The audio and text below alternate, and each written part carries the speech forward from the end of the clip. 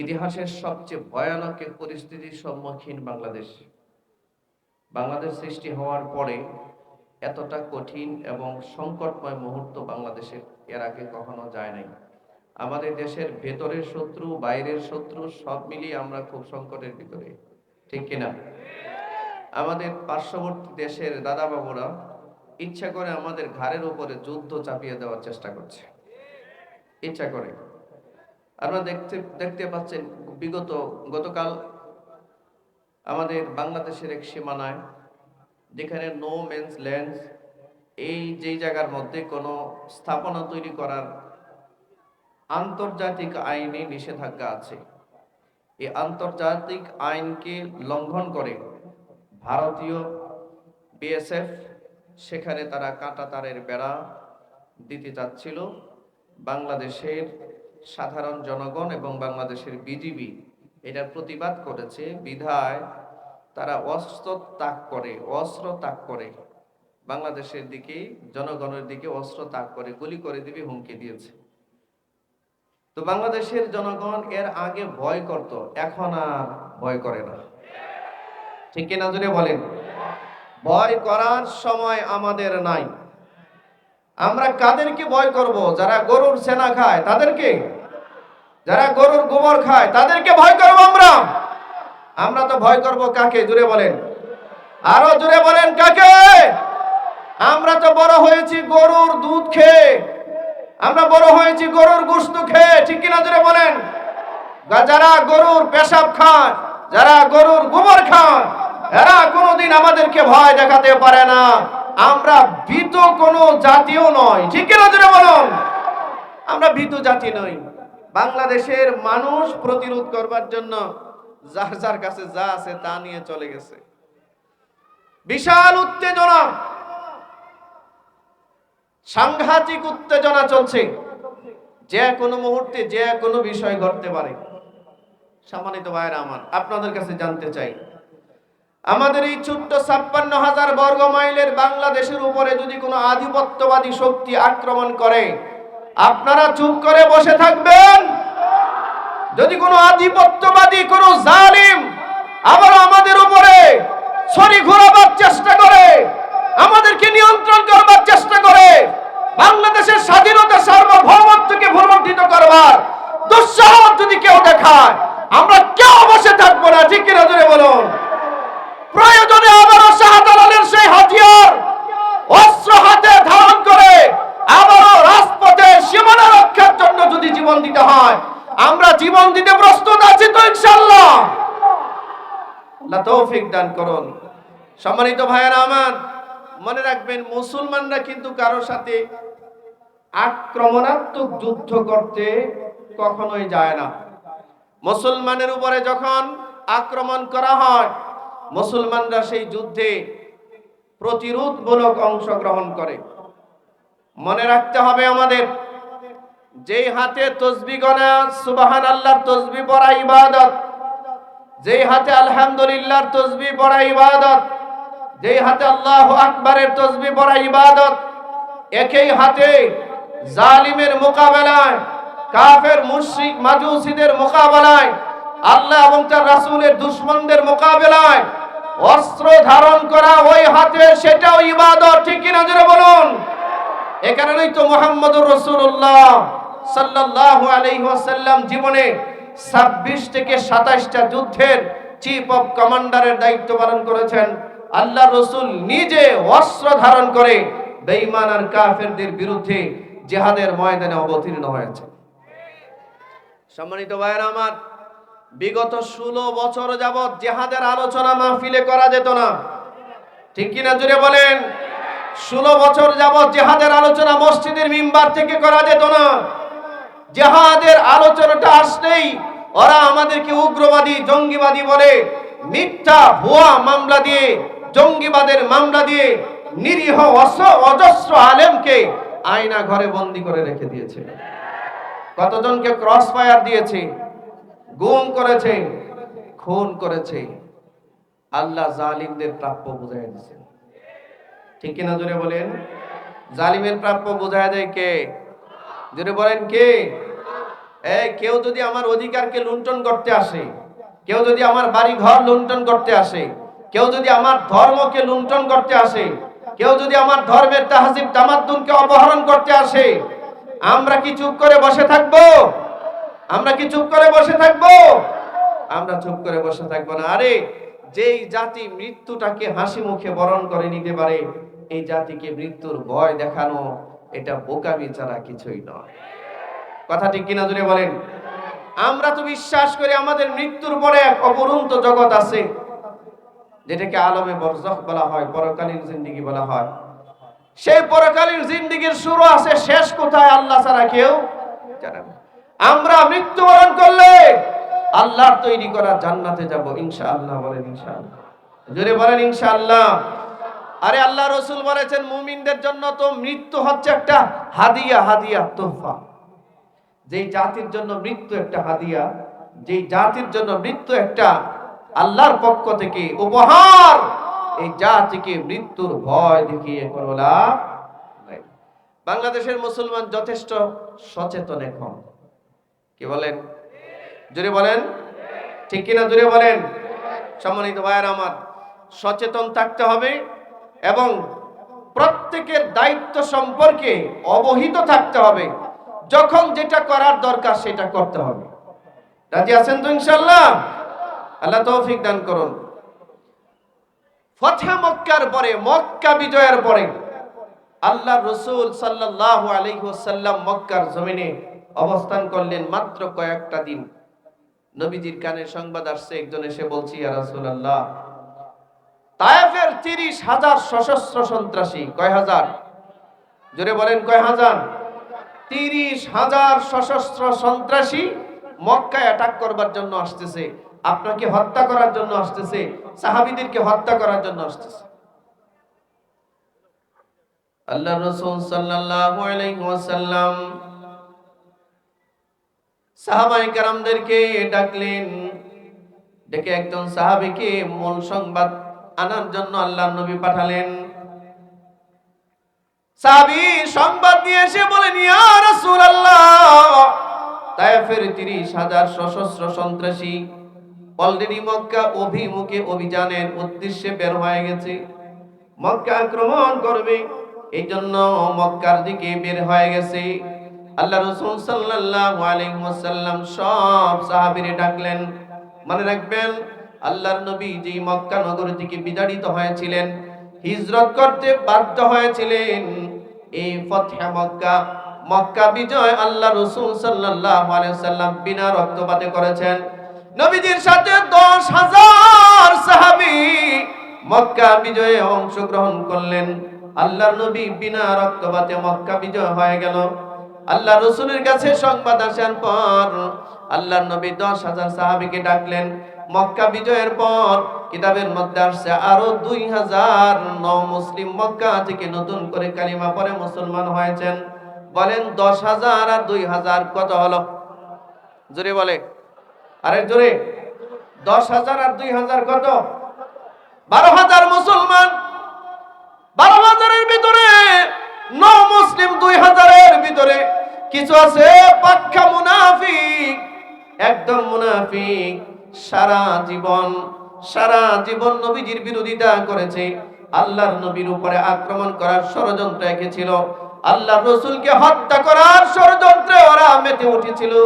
এরকম কিছু মুনাফিক আল্লাহর রাসূলের কাছে গিয়া, নবীজির কাছে গিয়া হাতে হাত রেখে কালিমা পড়ে মুসলমান হয়, আসলে মুসলমান হয় নাই, ভান করেছে। এর মধ্যে এরকম এক মুনাফিক আল্লাহর নবীর কাছে গেছেন, ইয়া বলে, ইয়া রাসূলুল্লাহ, সারা জীবন ভর আমি সাধনা করেছি, আপনি কবে মক্কায় আসবেন আর আপনার কাছে হাতে হাত রেখে আমি কালিমা পড়ে মুসলমান হব? নবীজি বলেন, হুজুর আপনি কবে আসবেন মক্কা, আপনার কাছে আমি কালিমা পড়ে মুসলমান হব। আচ্ছা, যার ইসলাম গ্রহণ করার এতই শখ, ইসলাম গ্রহণ করার এতটাই প্রয়োজনীয়তা যদি সে অনুভব করে, তাহলে সে মক্কা থেকে হিজরত করে মদিনায় গিয়ে কালিমা পড়তে পারলো না? হ্যাঁ, আপনার যেটা প্রয়োজন আপনি সেখানে যাবেন না? কথা বলেন না কেন? যেখানে আপনার দরকার সেখানে যাবেন না আপনি? আল্লাহ রাসূল সাল্লাল্লাহু আলাইহি ওয়াসাল্লাম নবীর হাতে হাত রেখে ওই মুনাফিক যখন মুসলমান হয়, আল্লাহর নবী কালিমা পড়ায় দিলেন। রাসূল তো মনে করছেন যে হ্যাঁ, এত পাক্কা একদম খাস খাঁটি মুসলমান হয়ে গেছে, মূলত মুসলমান হয় নাই। এমন মুনাফিক সিয়ারু আলামিন নুবালার মধ্যে আসছে। একটা লোহার খঞ্জর, লোহার অস্ত্র, এই লোহার একটা অস্ত্রের মধ্যে 5 বছর যাবত এটা সকাল বিকাল দাঁড় করাইছে। কয় বছর? এই কথা বলেন, কয় বছর? কি দাঁড় করাইছে?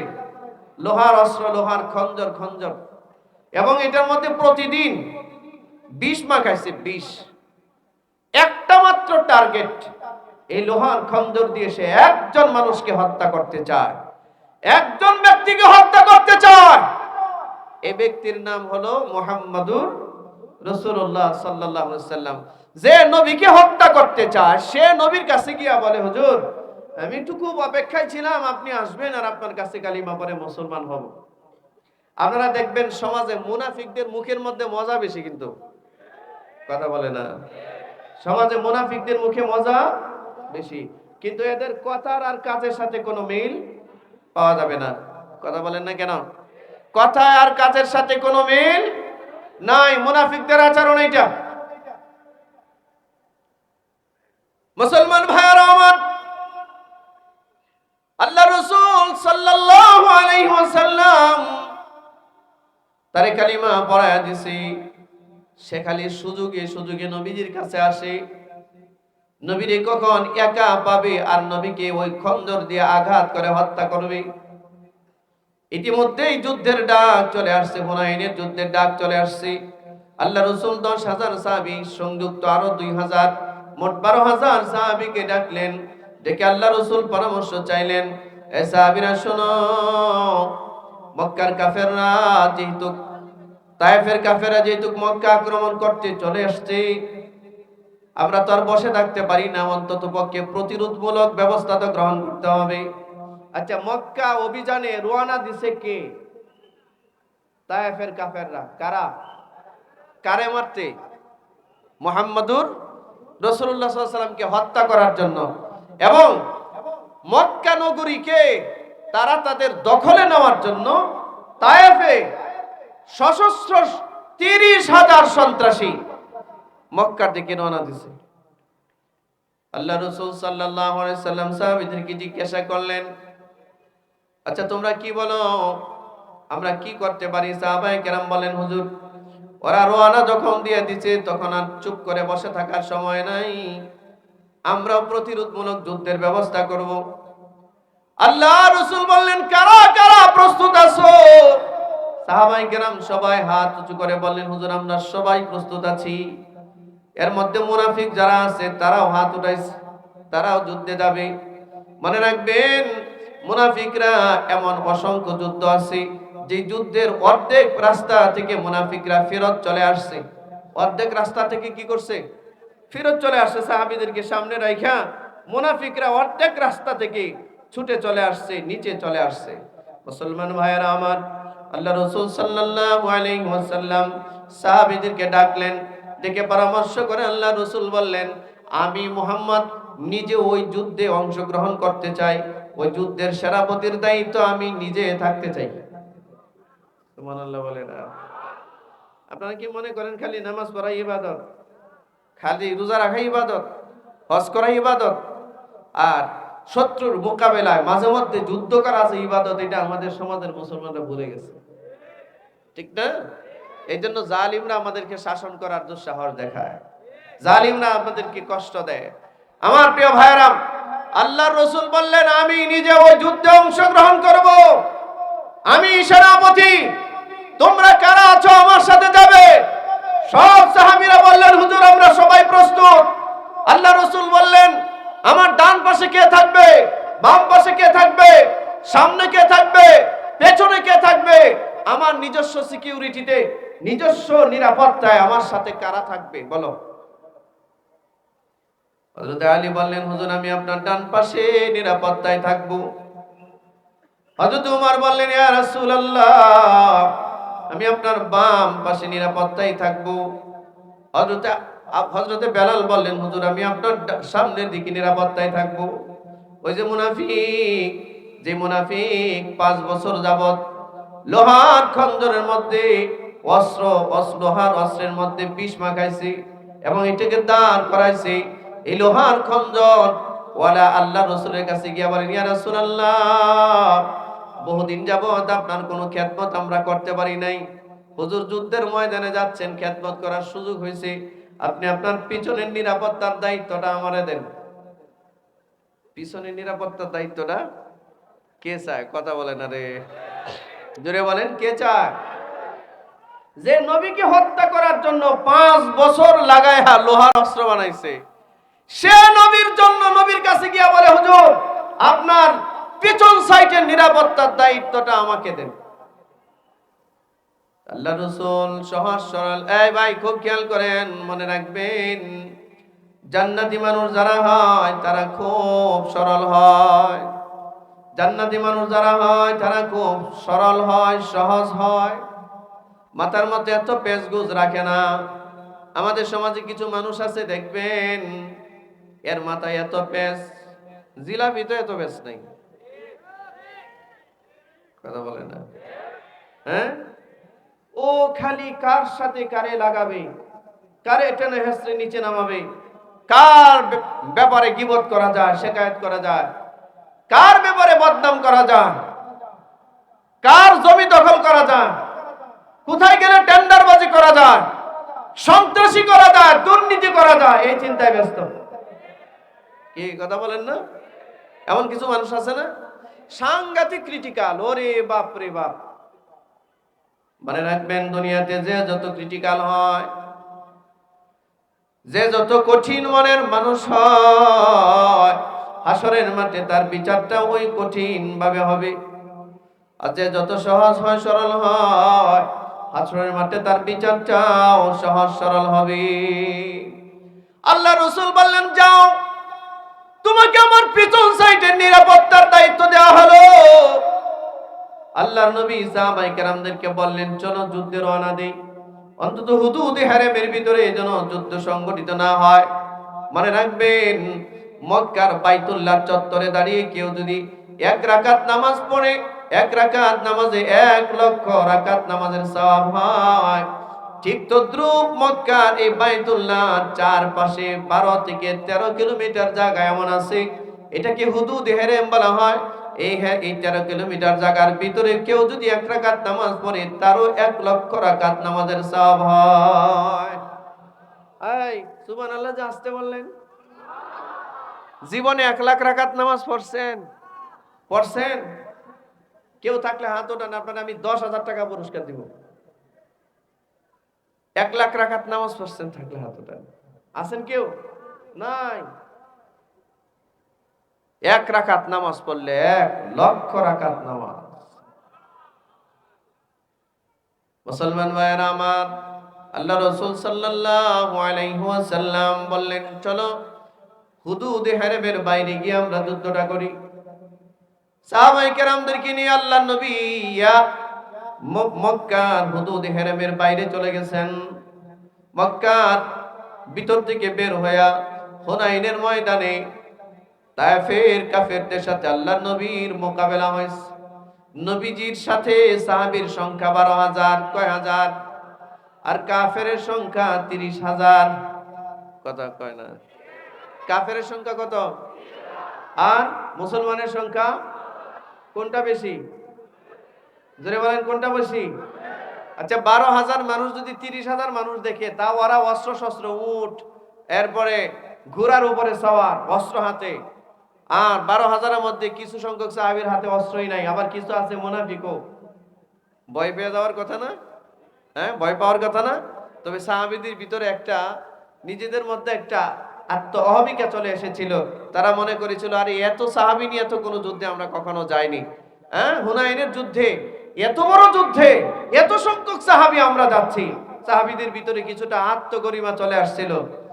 আল্লাহ বলেন, এই আত্মগরিমার দ্বারাই যুদ্ধের ময়দানে, অস্ত্রের দ্বারাই যুদ্ধের ময়দানে আমি তোমাদেরকে বিজয় দেই না। মুসলমানদের বিজয় নির্ভর করে আল্লাহর উপর। মুসলমানদের বিজয় নির্ভর করে আল্লাহর সাহায্যের উপর, ঠিক কিনা জোরে বলুন। মুসলমানরা অস্ত্রের উপরে নির্ভরশীল নয়, মুসলমানরা পারমাণবিক অস্ত্রের উপরে নির্ভরশীল নয়, মুসলমানরা নির্ভরশীল আল্লাহর উপর, ঠিক কিনা? মুসলমান ভাইয়েরা আমার, আল্লাহ রাসূল সাল্লাল্লাহু আলাইহি ওয়াসাল্লাম যুদ্ধের ময়দানে যখন যাচ্ছেন, হঠাৎ করে এত বিশাল সাহাবী, এই 12,000 সাহাবী, এত বিশাল সংখ্যা বেঈমান কাফেরদেরকে দেখে ভয় পেয়ে গেছে। ভিতরে আল্লাহই ভয় ঢুকায় দিছে।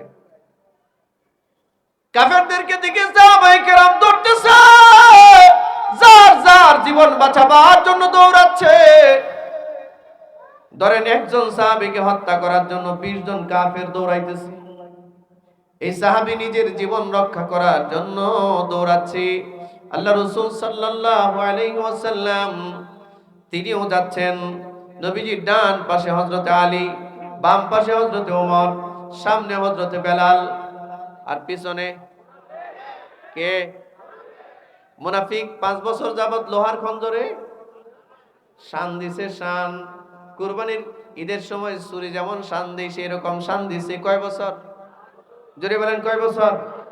এবং এটার মধ্যে বিষ মাখাইছে। তার উদ্দেশ্য হলো, এটা দিয়া যদি মুহাম্মদ সাল্লাল্লাহু আলাইহি সাল্লামকে আঘাত করি, আঘাতে যদি মারা না যায়, অন্তত যেই পরিমাণ বিষ মাখাইছে, বিষের আঘাতে যেন জায়গায় মারা যায়। ষড়যন্ত্রকারী তারে দিছে নবীজি পিছনের সাইডে নিরাপত্তার দায়িত্ব। ভালো মানুষটা দিছে না? হ্যাঁ, এটা যেমন কোন শিয়ালের কাছে যদি মুরগি কেউ আমানত রাখে, আর কি, যে মুরগিটা আমানত রাখলাম, তুমি রাখো।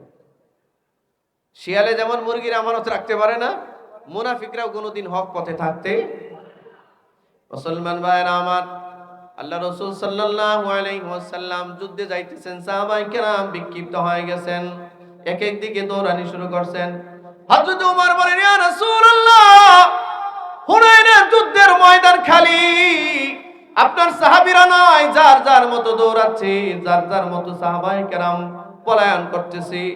নবীজি, আপনার দ্বারা আর একটা কদম সামনে আগানো ঠিক হবে না, আপনি আর সামনে আগায়েন না, আপনার জীবন নিরাপত্তাহীনতায় ভুগতেছে, আপনি আর সামনে আগায়েন না।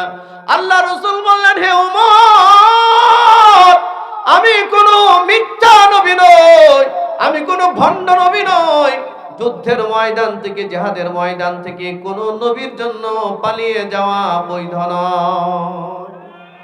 ওমর, হুনাইনের যুদ্ধে কেউ যদি না যায়, আমি মুহাম্মদুর রাসূলুল্লাহ একাই 30,000-এর বিরুদ্ধে যুদ্ধ করব। আল্লাহু আকবার বলুন।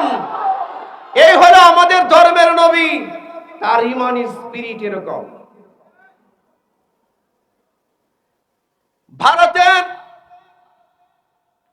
দাদারা আমাদেরকে হুমকি দেয়, বলে আমরা যদি পেশাব করে দেই, ওরা যদি পেশাব করে দেয়, তো আমরা নাকি ভেসে যাব। হ্যাঁ, পাগল যে পাগল, ও যে পাগল এটাও তো বুঝে না, ঠিক না? যারা নিজেরা গরুর পেশাব খায়, ওরা ওজি পেশাব করে দেবে। এখনো কোটি কোটি ভারতীয় আছে যেগুলো টয়লেট কারে কয় চিনে না। ওরা টয়লেট কাকে বলে জানে না, চিনে না। এরকম একটা অসভ্য বড় বড় জাতি।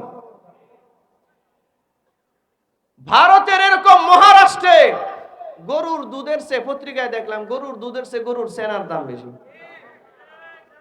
দুধের চেয়ে কিসের দাম বেশি? হ্যাঁ, গরুর সেনার দাম বেশি। চিন্তা করে। আমার এমন এমন ঠাকুর মাকুর আছে, এটি বছরে একবার গোসল করে, দাড়ি মুছ কিচ্ছু কাটে না। আল্লাহ, কি অবস্থা দেখেন, কি হালত তার। বছরে একবার গোসল করবে গঙ্গায় গিয়া। যদি গঙ্গায় চান্স না পায়, তাহলে গরুর সেনায় গোসল করবে। এদের লাইফস্টাইল এটা। আবার ওই দিন যমুনার, মানে যমুনা টেলিভিশন থেকে সংবাদ পেশ করছে, ভারতের এক ঠাকুর 32 বছর যাবত গোসল করে না।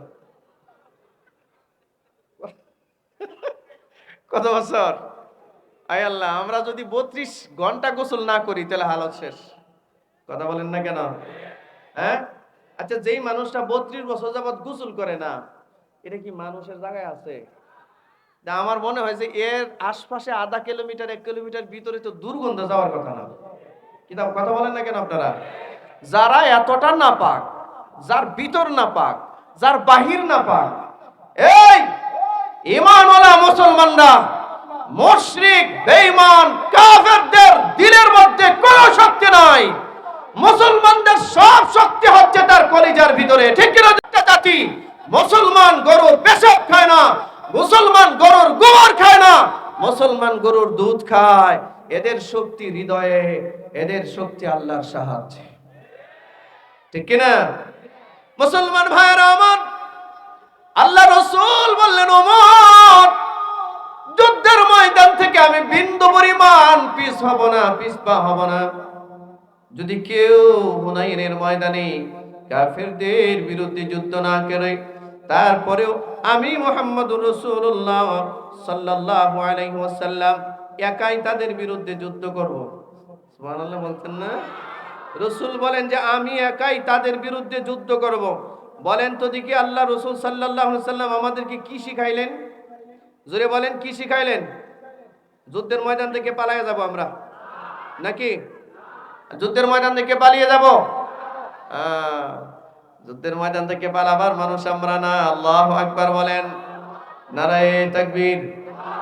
হইছে না? আরো জোরে নারায়ে তাকবীর। চেয়ারম্যান সাহেবের আগমন, চেয়ারম্যান সাহেবের আগমন, মুফতি আমজাদ হোসেন আশরাফি সাহেবের আগমন। নারায়ে তাকবীর। ভালো লাগে নাই? হ্যাঁ, আমি আছি না? আলহামদুলিল্লাহ। ভাই চলে আসছেন মুফতি আমজাদ হোসেন আশরাফি হাফিজাহুল্লাহ। এক তো আলেম, আবার কৃষ্ণনগর ইউনিয়নের চলমান চেয়ারম্যান, বিপুল ভোটে চেয়ারম্যান নির্বাচিত হয়েছে। আলহামদুলিল্লাহ বলতে ইচ্ছা করলো না, নারাজ হয়ে গেছে। মনে ভাবতেছেন আলেমরা আবার চেয়ারম্যান হয়ে যায়। চিন্তা করেন না, আগামীতে আলেমরা এমপি হবে ইনশাআল্লাহ, আগামীতে আলেমরা মন্ত্রী হবে ইনশাআল্লাহ। আমার ভাই নিজেই এমপি নির্বাচন করবে ইনশাআল্লাহ, উনি এমপি নির্বাচন করবে। চেয়ারম্যান যখন হয়ে গেছে এমপি হবে ইনশাআল্লাহ, মন্ত্রী হবে ইনশাআল্লাহ। আমরা আর আউল বাউল ফাউল ফাইটটা যাই সিরা যাই এটা মানুষের সংসদে চাই না। কথা বলেন না কেন? যারা সারা জীবন ফাইটটা যায় সিরা যায় আর গান গাইলো, এরা হয়ে যায় সংসদ সদস্য। হ্যাঁ, এটা হতে পারে না। ঠিক কিনা জোরে বলুন? দিন পাল্টে গেছে, সময় পাল্টে গেছে, মানুষের চিন্তা চেতনার পরিবর্তন ঘটেছে। ঠিক কিনা জোরে বলুন?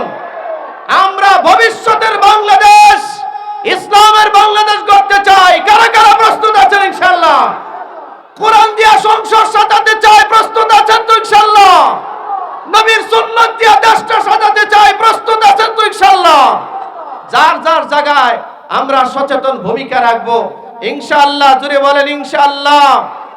মুহাম্মদুর রাসূলুল্লাহ সাল্লাল্লাহু আলাইহি ওয়াসাল্লাম বললেন, হে ওমর, যুদ্ধের ময়দান থেকে পালিয়ে যাওয়া কোনো নবীর পক্ষে শোভা পায় না, তার জন্য জায়েজ নাই। সুতরাং আমি যুদ্ধের ময়দান থেকে পালিয়ে যাব না, আমি একাই তাদের বিরুদ্ধে যুদ্ধ করব। আল্লাহর নবী এই কথা বলে তার উট সামনের দিকে এগিয়ে নিলেন। আল্লাহ রাসূল তার চাচা হযরত আব্বাস রাদিয়াল্লাহু তাআলা আনহুকে ডাক দিয়ে বললেন, চাচা আপনি তো লম্বা মানুষ, একটা পাহাড়ের উপরে ওঠেন, পাহাড়ের উপরে উঠে আমার ওই সমস্ত সাহাবীদেরকে একটু ডাক দেন, যেই সাহাবীরা যুদ্ধের ময়দান থেকে আমাকে রেখে পালিয়ে যাচ্ছে। আপনি তাদেরকে ডাক দিয়ে বলেন, তারা তো বাইআতে আকাবায় আমার হাতে হাত রেখে শপথ করেছিল, তারা তো বাইআতে রিদওয়ানে আমার হাতে হাত রেখে শপথ করেছিল, আমাকে কখনো যুদ্ধের ময়দানে শত্রুর সামনে একা রেখে পালিয়ে যাবে না। আপনি তাদেরকে আহ্বান করুন। হযরত আব্বাস রাদিয়াল্লাহু তাআলা আনহু একটা পাহাড়ের উপরে উঠে সমস্ত সাহাবীদেরকে ডাক দিয়ে বললেন, হে বিশ্বনবীর সাহাবীরা, হে সাইয়্যিদুল মুরসালিনের সাহাবীরা, তোমরা যারা বাইআতে রিদওয়ানে নবীর হাতে হাত রেখে ওয়াদা করেছিলে, তোমরা যারা বাইআতে আকাবায় আল্লাহর নবী নবীর হাতে হাত রেখে শপথ করে বলেছিলে, ইয়া রাসূলুল্লাহ, প্রয়োজনে নিজেদের জীবন বিলীন করব, তারপরে আপনাকে একা রেখে যুদ্ধের ময়দান থেকে পালাবো না। আপনারা কে কোথায় আছেন সবাই ফিরে আসুন। ডাক দিতে দেরি, সব সাহাবীদের কানে আল্লাহ আওয়াজ পৌঁছায় দিয়েছে। 100 কিলোমিটার বেগে দৌড়তেছে, জাগাত হার্ট ব্রেক করছে, যুদ্ধের মোড় ঘুরে গেছে। আল্লাহ মুসলমানদেরকে বিজয় দিচ্ছেন। অনেক অনেক লম্বা কথা, অনেক সুন্দর এক আলোচনা। আগামী কালকেও আসি, আমি তো আছি ইনশাআল্লাহ।